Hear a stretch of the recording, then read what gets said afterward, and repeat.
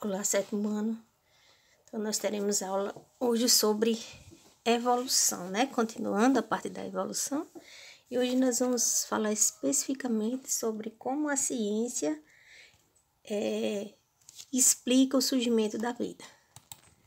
Então, nós temos uma história sobre as teorias que explicam a origem da vida, certo? Então, a primeira começa com o filósofo Aristóteles, lá na Grécia Antiga, pelo menos uns 500 anos antes de Cristo, né? Ele vai falar da teoria da geração espontânea. Ele acreditava que os seres vivos surgiam da matéria bruta, mais um princípio ativo que seria o oxigênio. Então, aqui tem até uma imagem, né? Que ele acreditava que o lodo e a lama dos charcos e dos lagos se transformava em sapos, lagartos, crocodilos, peixes, né? E essa imagem vai sugerir isso. Sabemos hoje que isso não é a realidade, mas essa teoria da geração espontânea durou até mais ou menos 1500 depois de Cristo, certo?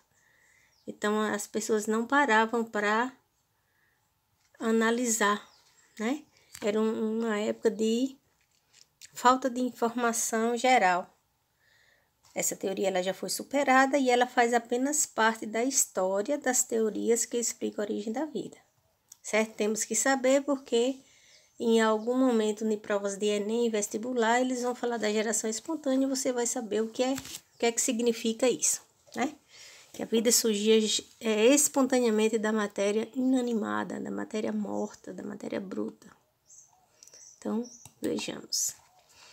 A outra teoria, ela ainda tem adeptos hoje, né? E muitos, certo? Eles acreditam que a vida teria chegado na Terra incrustados em meteoros. E eles têm a evidência de que alguns fragmentos de meteoros trazem pedaços, partículas e moléculas orgânicas incrustadas, certo? Mas isso pode ser uma evidência de que há vida fora da Terra, né? Mas que a vida teria surgido na Terra assim é mais difícil de ser provado. Mas existe essa teoria, chama-se teoria da panspermia cósmica, né? Afirma que a vida teria chegado na Terra incrustadas em meteoros. Teoria da biogênese. Essa teoria ela vai surgir lá no Renascimento científico, quando no final do Renascimento para o início do Iluminismo, no período histórico que vocês já estudaram.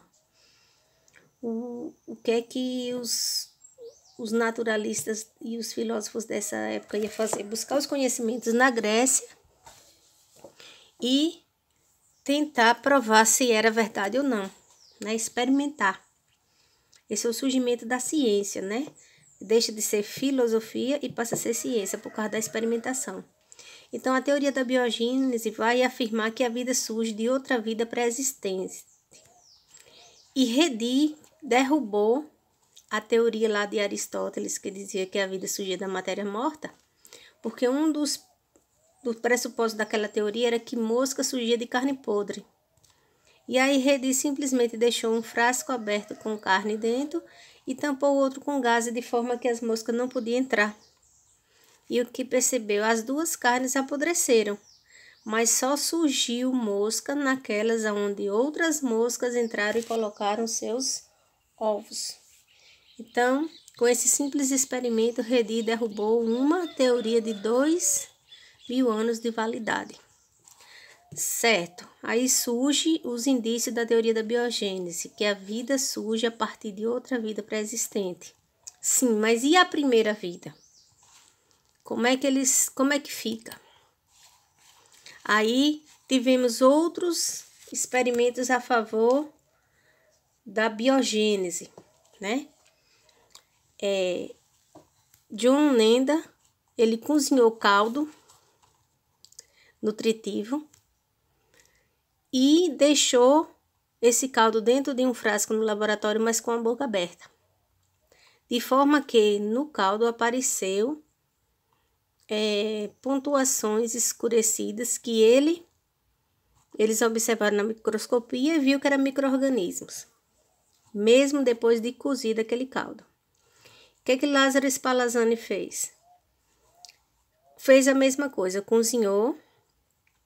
Agora, no entanto, tampou a boca do frasco e, por conta de não poder entrar nenhum micro-organismo pelo ar que circulava aqui no gargalo da garrafa, não surgiu pontos de micro-organismos. Então, aqui é mais uma teoria, mais um experimento feito nessa época aí, que veio corroborar com a biogênese. E o mais famoso é o de Pasteur, né? Que Pasteur cozinhou o caldo, colocou um caldo nutritivo aqui dentro, cozido, né? Só que colocou um gargalo no frasco lá, de forma curva, de maneira que, se o ar entrasse por aqui, os micro-organismos ficam incrustados aqui, ó, nessa curva, e não conseguem chegar até aqui, porque, eu não sei se vocês sabem, mas bactérias não têm como se locomover. Elas andam a mercê da circulação do ar. Bactérias, vírus. Então, como tem que subir aqui, ó, e tem a primeira curva aqui para descer, e aqui tem uma segunda depois da subida, não tinha como esses micro-organismos entrassem aqui. O que é que ele percebeu aqui, ó? Que os micro-organismos se manteve livre, que o caldo se manteve livre de micro-organismos. Quando esse gargalo era tirado, surgiam os micro-organismos, mostrando que os micro-organismos estavam livres no ar, certo? E que para eles surgirem precisava de um pré-existente. Reprodução, né, gente? E, por último, nós temos a teoria da evolução química, que é que a ciência defende hoje. Então, a maioria dos cientistas defende essa evolução química, que a vida teria surgido a partir da evolução de moléculas orgânicas no oceano primitivo.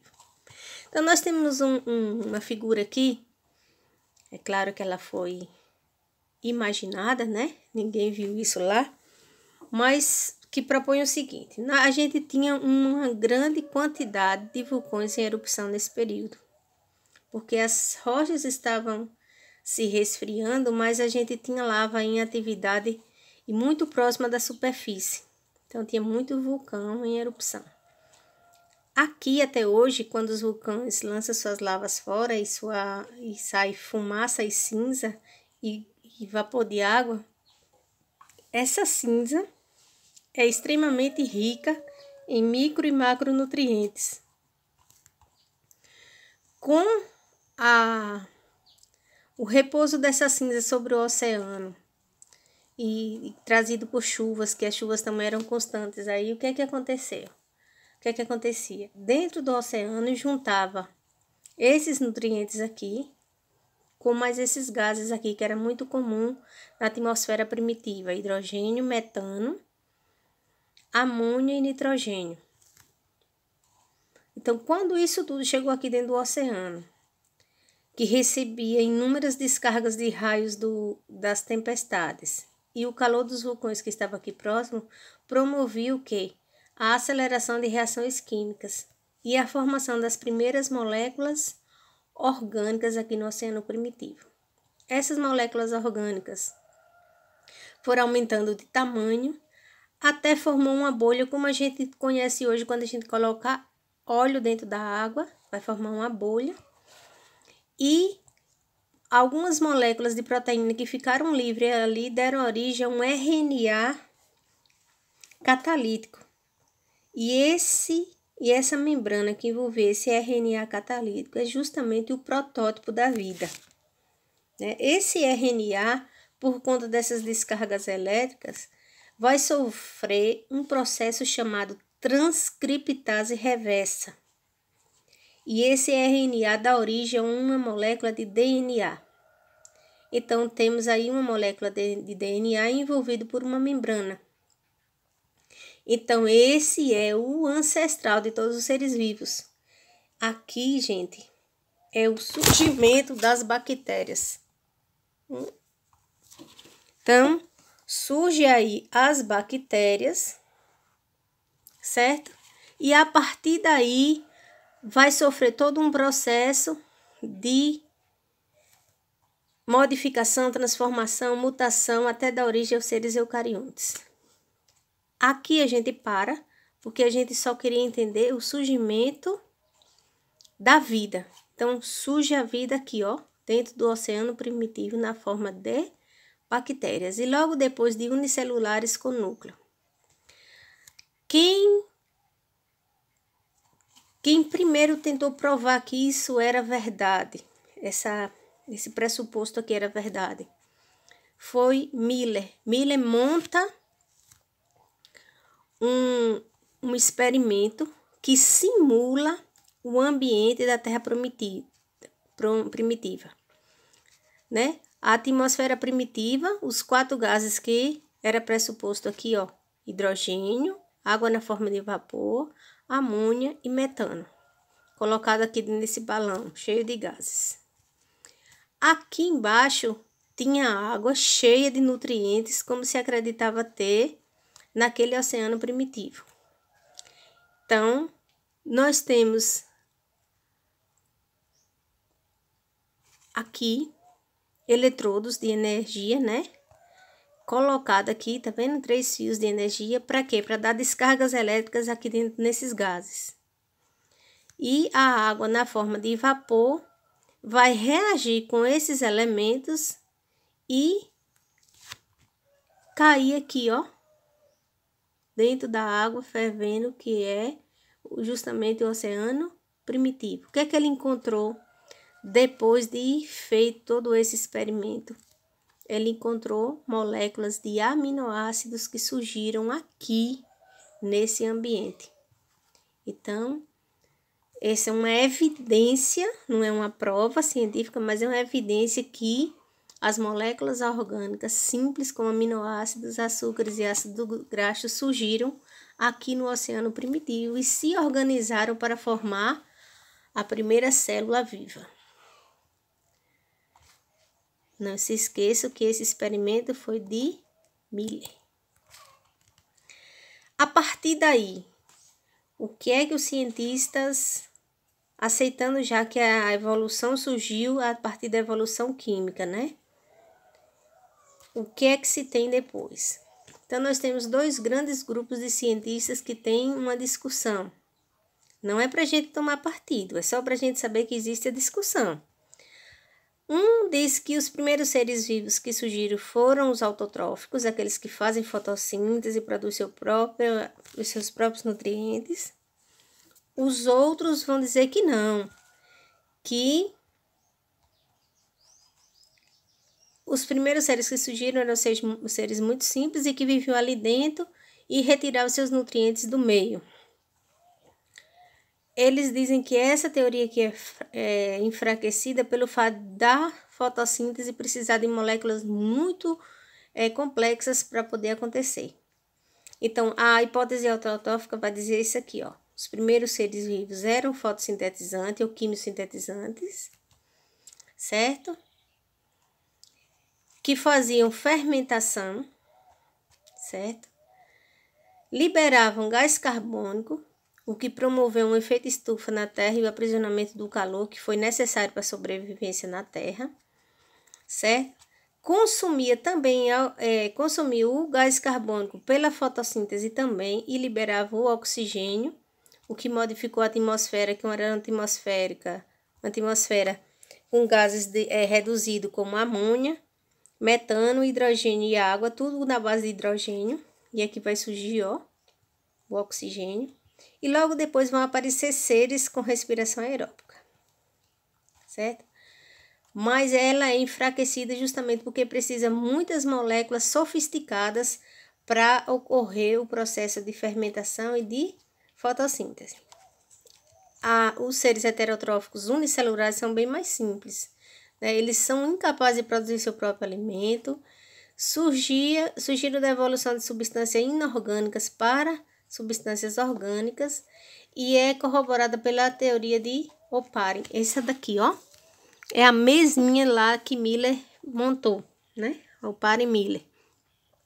Então, aqui, ó, os gases atmosféricos primitivos, raios que vinham das tempestades, o calor do sol e dos vulcões e a formação de moléculas orgânicas que, ao se juntar, formou os primeiros coacervados, que foram as primeiras membranas. E aí, a partir daí, mais substâncias se surgiram, como foi o caso do RNA catalítico, e o protótipo da vida estava aparecendo. Então, essa teoria, essa hipótese aqui, que não é teoria porque não foi provada, é uma das mais aceitas, apesar de ter quem defenda que não, que foi esses, né? Os fotossintetizantes. E logo depois, com o surgimento daquela primeiro C, que era uma bactéria, que era ser extremamente simples e o DNA ficava livre aqui, ó. Tá vendo? A bactéria tem uma membrana celular, tem um citoplasma e um DNA livre aqui dentro e os ribossomos aí soltos.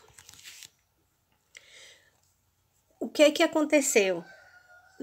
Na natureza, gente, sempre tem aqueles seres que são ativos e aqueles seres que são passivos e esperam que os ativos trabalhem para eles poder conseguir alguma coisa. Então, a gente tinha procariontes aeróbicos de vida livre, esses aqui, ó, os quimiosintetizantes. Eles se alimentavam de substância química, como a gente tem até hoje, né? E aí, eles produziam energia para eles através desses processos simples de quimiossíntese. Então, esse procarionte aqui, ó, que precisava estar atrás de nutriente dentro do oceano, o que fez? Englobou esse outro que fazia quimiossíntese. Também tinha uns que já usavam a luz para produzir seus nutrientes. Eles faziam fotossíntese. O que esse fez? Também englobou. Certo? Esses aqui, os quimiossíntese, viraram mitocôndrias, que produzem energia. E esses aqui viraram cloroplasto, que faz fotossíntese. Então, esse C aqui, ó, que vai dar origem ao animal, libera os cloroplastos e fica só com as mitocôndrias. E aí dá origem à célula animal. Esse aqui que fica com mitocôndrias e cloroplastos vai dar origem à célula vegetal. Então, esse aqui é o próximo passo. Essa teoria chamada teoria da endossimbiose vai explicar justamente a origem da mitocôndria e a origem dos cloroplastos. Só para enfatizar, os procariontes aeróbicos de vida livre, que fazia quimiossíntese, foram englobados por um procarionte primitivo e eles continuaram aqui dentro fazendo quimiossíntese. Mas eles se tornaram tão dependentes dessa célula que englobou ele que se tornou uma mitocôndria. Do outro lado, o procarionte fotossintetizante de vida livre foi englobado, ficou tão dependente dessa célula aqui que se tornou cloroplasto. Então, aí surge a necessidade de proteção do DNA. Por quê? Porque esses dois seres aqui dentro podiam bater no DNA aqui, ó, chocar com o DNA e quebrar. E quebra de DNA significa morte. Então, é daqui que surge o núcleo. Então, nós temos agora, ó, célula com núcleo e com organelas. Essa célula aqui é a primeira célula eucarionte que surge no planeta, que depois vai dar origem a todos os vegetais que são eucariontes e todos os animais que também são eucariontes. E uma boa sorte, façam a atividade do capítulo 2, mandem as fotos e até a próxima aula.